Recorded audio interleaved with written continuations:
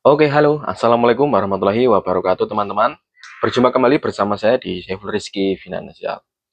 Di kesempatan kali ini, ya ingin kita membantu buat teman-teman semua yang mungkin ada kendala atau masalah mengenai galbay ya. Galbay itu gagal bayar untuk di pinjaman online. Jadi sebenarnya seperti ini, teman-teman. Jika teman-teman gagal membayar pada pinjaman online, itu kan bunganya selalu bertambah dan selalu menumpuk seperti itu. Mungkin ada beberapa aplikasi yang memang memiliki suku bunga yang sangat tinggi ya. Sehingga buat teman-teman yang sudah sekali, dua kali, tiga kali, empat kali, lima kali mungkin ya gagal membayar atau tidak terbayarkan, itu nanti otomatis yang pertama adalah BI checking dari teman-teman akan jelek. Loh, apakah pinjol itu BI checkingnya bisa jelek, Mas? Kalau kita bisa ya.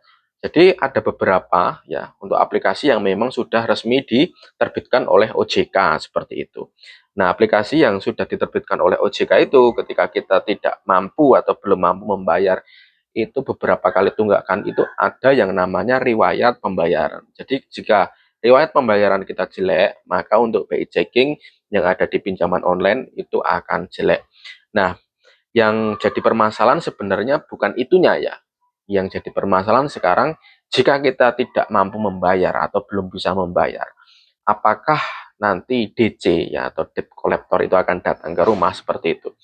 Jadi ini banyak yang ditanyakan oleh teman-teman semua yang merasakan ketakutan ya. Mas, saya ada galbay atau gagal bayar di pinjaman online. Nanti kalau misalnya debt collectornya datang ke rumah, terus gimana? Padahal saya sendiri belum mampu atau belum bisa membayar cicilan tersebut seperti itu. Karena sudah terlalu banyak dan menumpuk. Nah, jadi seperti ini, teman-teman. Di setiap daerah itu memang ada beberapa yang datang ya untuk di bagian DC.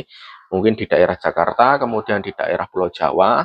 Kalau yang di luar Pulau Jawa, kebetulan saya belum dapat info, teman-teman.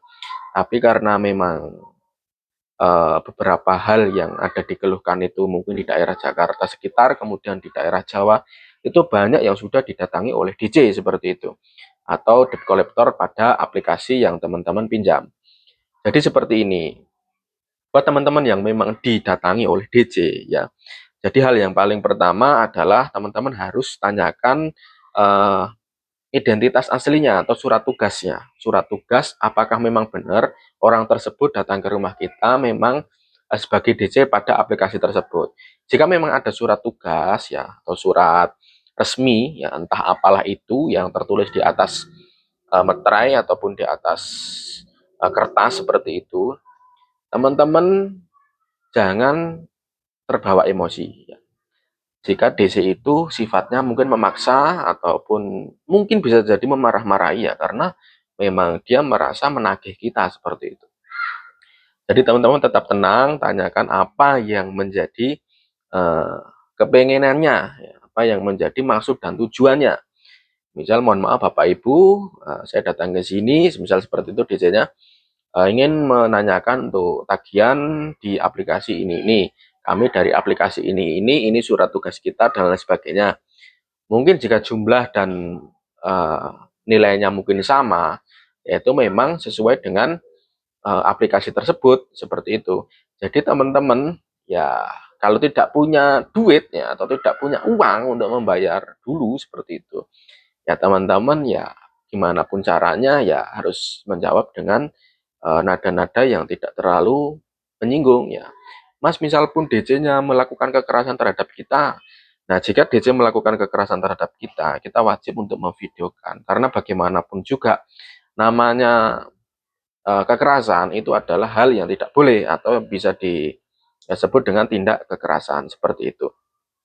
Nah, jika memang belum bisa membayar, ya teman-teman ya bilang mohon maaf Pak, kalau untuk saat ini memang kita belum mampu membayar dan belum ada duitnya seperti itu, ya kita terus terang aja. Ya. Nah, kemudian jika teman-teman mungkin sudah ada duitnya ataupun memang teman-teman punya duit sejumlah yang teman-teman hutang di aplikasi tersebut, jangan sekali-kali teman-teman membayar langsung kepada DJ tersebut karena nanti tidak terhitung dalam aplikasi ya. Walaupun kita sudah membayar tidak terhitung di aplikasi. Makanya teman-teman ketika teman-teman sudah mengalami hal tersebut, jika ingin membayar tetap melalui aplikasi yang ada atau melalui akun yang teman-teman waktu itu meminjam seperti itu. Nah, jadi untuk DC ini sebenarnya kita nggak boleh yang terlalu marah-marah ya sama debt collector. Misal sana yang marah-marah dulu ya, karena kita salah ya meminjam duit ya belum bisa mengembalikan ya kita harus sabar. Jangan terpancing emosi. Jika DC melakukan kekerasan terhadap kita, kita wajib untuk memvideokan dan melaporkan kepada pihak yang berwajib. Seperti itu. Nah, jadi jangan takut juga untuk teman-teman yang mungkin galbay. Galbay itu apakah bisa dipenjara, Mas? Tidak bisa dipenjara. Utang piutang itu tidak bisa dipenjarakan. Kecuali akadnya berbeda. Ya, akadnya berbeda itu dalam arti mungkin teman-teman juga melakukan penipuan, penggelapan, dan lain sebagainya. Misal teman-teman pinjaman online menggunakan KTP orang lain, ataupun menggunakan identitas orang lain. Itu teman-teman bisa dipenjarakan seperti itu. Jika orang lain itu tidak mengetahui ataupun bahkan menyalahgunakan identitas dari orang lain. Jadi kalau utang piutang ya itu bukan pidana ya, maksudnya itu adalah perdata. Jadi jangan takut ya, buat teman-teman tidak akan bisa dipidanakan seperti itu. Mungkin hanya nama dari teman-teman itu jelek pada BI checking seperti itu teman-teman. Ya, jadi kalau mau ngutang lagi tentunya agak dipersulit oleh beberapa instansi ya yang mungkin terkait seperti itu. Makanya kalau teman-teman ingin memiliki pinjaman atau ingin meminjam, teman-teman diusahakan untuk memiliki integritas pada diri teman-teman sendiri ya, kemampuan ya harus membayar seperti itu. Jangan sampai tidak mau membayar. Soalnya orang hutang itu ada dua tipe. Yang pertama dia memang memiliki uang untuk membayar, dan yang kedua orang yang memang tidak memiliki uang untuk membayar. Nah, yang memiliki uang untuk membayar ini kadang-kadang menunda, besok saja sekalian untuk setoran kedua dan lain sebagainya. Itu nggak boleh ya. Jadi teman-teman harus memang tertib dalam membayar hal apapun ya. Oke, jadi seperti itu cara mengatasinya. Tetap tenang, teman-teman jangan marah. Misal pun DJ melakukan kekerasan terhadap kita ya, teman-teman videokan saja dan nanti dilaporkan ke pihak yang berwajib seperti itu. Sebenarnya dalam garis besar ya DJ ini ya nggak salah juga teman-teman ya, karena memang dari kewajiban. Nah, kalau memang teman-teman meminjam uh, dari aplikasi yang tidak terotorisasi oleh OJK, itu teman-teman wajib tidak membayar, nggak masalah ya. Tidak membayar tidak ada masalah. Karena memang tidak terotorisasi dengan OJK, dan mau gimana pun juga nggak bisa teman-teman kalau tidak terotorisasi dengan OJK.